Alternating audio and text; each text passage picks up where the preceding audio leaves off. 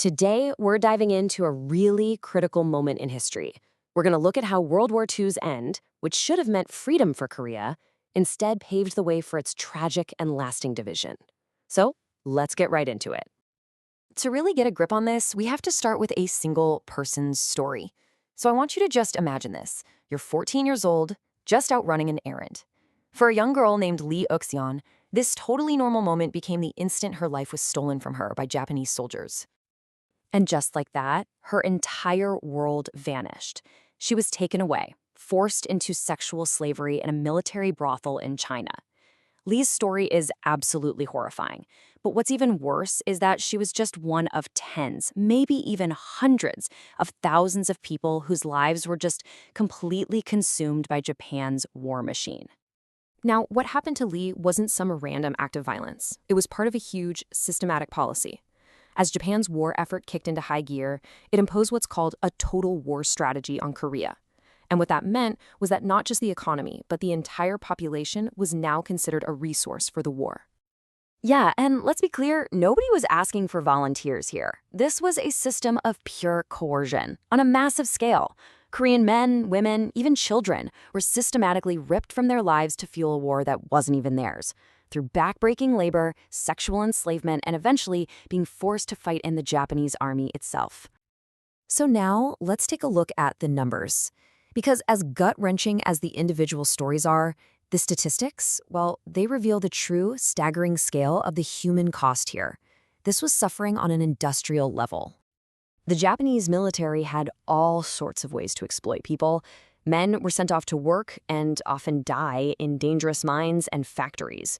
Women were tricked or just straight up kidnapped to serve in these so-called comfort corps. And as the war got more desperate, Korean men were conscripted to fight. Some were even put in the terrible position of being prison guards over Allied POWs. And the death toll was just immense. I mean, look at this. For the men forced into labor or the military, at least 70,000 of them never made it back home.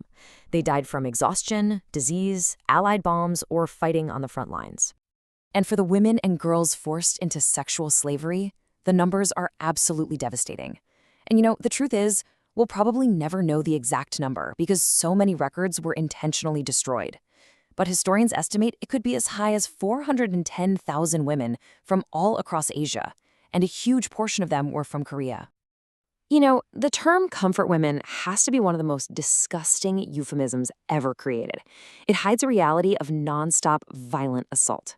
The testimonies from survivors, like this one from Maria Rosa Henson, they describe a living hell that's it's almost impossible to even wrap your head around. And this right here, this quantifies just how brutal the system was.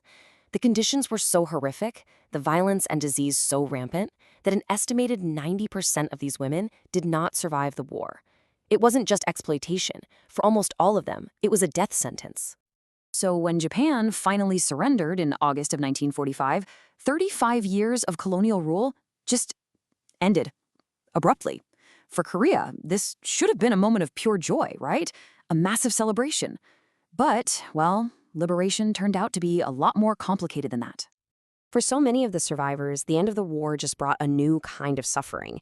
You had forced laborers who were stuck in Japan, basically left in limbo. Japan wouldn't give them citizenship, and their own government in South Korea often shunned them. And then you had this other painful layer where some Koreans who had been forced to be prison guards were then tried and convicted as war criminals. It's just so complex. And this is where the whole story takes a huge, tragic turn. You see, as one occupation ended, another one was basically starting. Korea's fate was now out of Japan's hands and in the hands of the winners of the war, specifically the United States and the Soviet Union.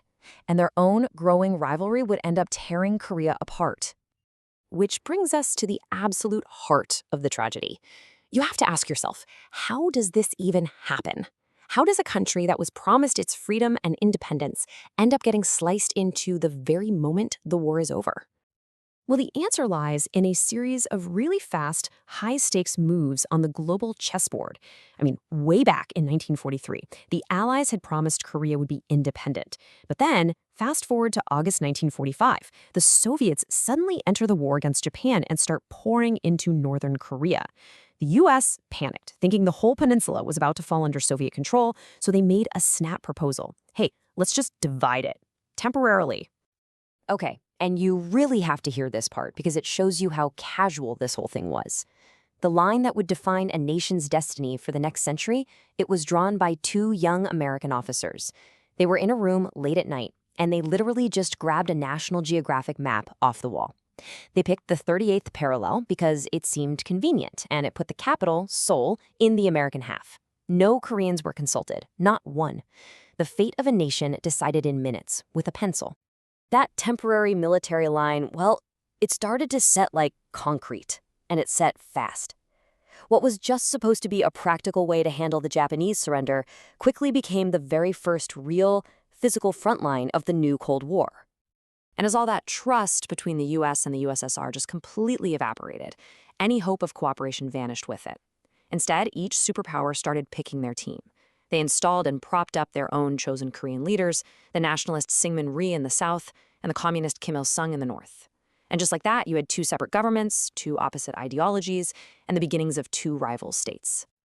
This quote from the historian Bruce Cummings just absolutely nails it. Korea wasn't just a victim of the Cold War. It was one of the first places it was fought. Those ideological battle lines that would define the world for the next 50 years, they were drawn on the Korean Peninsula first. And the real tragedy is that they're still there today, long after the Berlin Wall came down. And so that's what we're left with.